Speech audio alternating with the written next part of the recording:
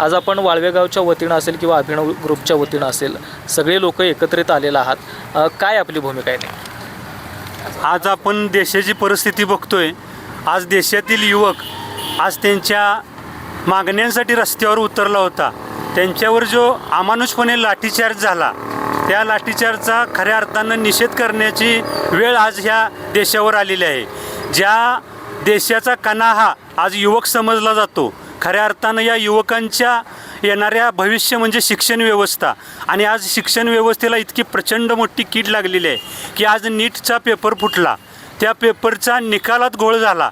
या सर्व गोष्टीसाठी, या हक्काच्या लढ्यासाठी जेव्हा विद्यार्थी दिल्ली या ठिकाणी एकत्र येऊन या मागण्या त्यांच्या थोड्या की या शिक्षण मंत्र्यानं राजीनामा द्यावा म्हणून या विद्यार्थ्यांनी एक उपोषण म्हणा किंवा एक आंदोलन केलं होतं. खऱ्या अर्थानं शासनानं या आंदोलनाची दखल न घेता अमानुषपणे या विद्यार्थ्यांना मारहाण केली.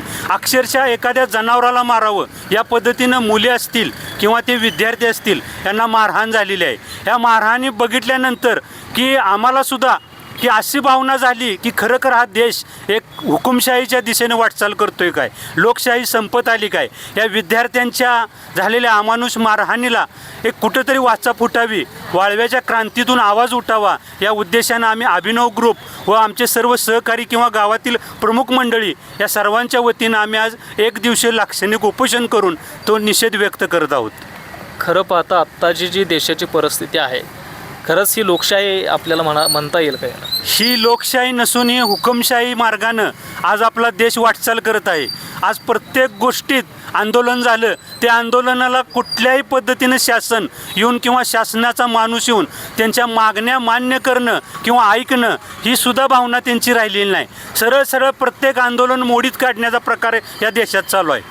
खरं बघायला गेलं तर आज वाळवे तालुक्यातीलच एक आमदार, मी त्यांचं नावसुद्धा घेत नाही, पण ते सुद्धा आंदोलन करून मोठे झाले आणि या सत्तेत गेले.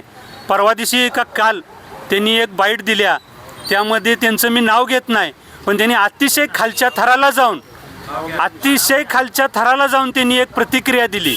मला सांगा, आंदोलन करून हा मोठा झालेला माणूस आज जर या पद्धतीनं जर म्हणत असेल की धर्मेंद्र प्रधान किंवा कोण शिक्षण मंत्री आहेत त्यांनी राजीनामा देऊ नये, ही जर अशी जर बोकडाची किंवा गेंड्याची कातडी पांघरलेली माणसं जर आंदोलनातून मोठी होऊन जर पुन्हा ही अशी जर सत्तेला भुकवलेली असतील तर ही कधीही विद्यार्थ्यांच्या बाजूनं बोलणार नाहीत.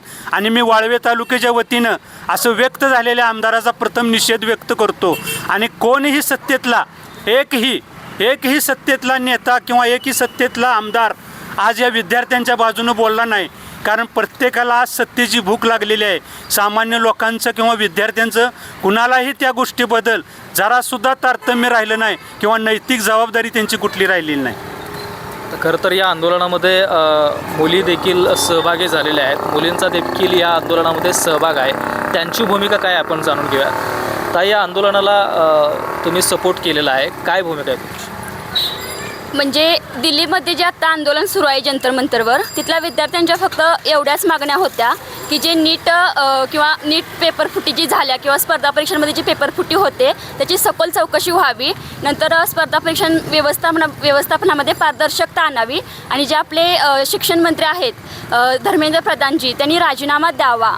पण या एवढ्या साध्या गोष्टी ज्या समाजासाठी, या देशासाठी अत्यंत महत्त्वाच्या आहेत, ह्या मागण्या जर आपला विद्यार्थी मागत असतील तर त्या म्हणजे अशा समाजासाठी अत्यंत महत्त्वाच्या असणाऱ्या मागण्या मागितल्यानंतर जर आपलं सरकार जर जालियनवाला बागाची पुनरावृत्ती करत असेल तर हे आपल्या समाजासाठी खूप घातक आहे, आपल्या लोकशाहीसाठी हे खूप घातक आहे. आणि आम्ही सर्व विद्यार्थी ह्या घटनेचा पूर्णपणे निषेध करतोय.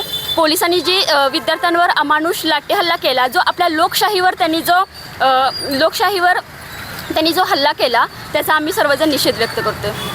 तालुक्याच्या वाळवा या गावामध्ये जी क्रांतिकारकाची भूमी आहे, या ठिकाणी आम्ही अभिनव ग्रुपतर्फे आज आम्ही जे जंतर मंतर दिल्ली या ठिकाणी जे लाठीहल्ला झाला याचा आम्ही निषेध व्यक्त करण्यासाठी आज अभिनव ग्रुप असेल आणि गावातले सर्व जाती धर्मातील पक्षातील लोक या ठिकाणी आम्हाला पाठिंबा देण्यासाठी या ठिकाणी उपस्थित झालेले आहेत. खरं तर पाहता आज हुकुमशाहीकडे जात आहोत काय असं वाटत आहे.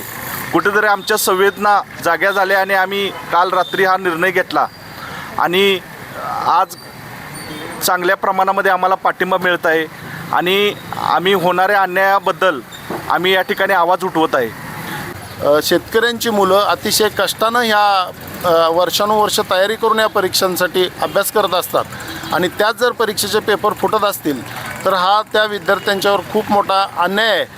या अशा सिस्टीममुळे त्यांचं करिअर सामान्य विद्यार्थ्यांचं धोक्यात यायला लागलेलं आहे. अक्षरशः घरादाराचा बाजार करून या पालकांनी विद्यार्थी त्यापर्यंत नेलेले असतात.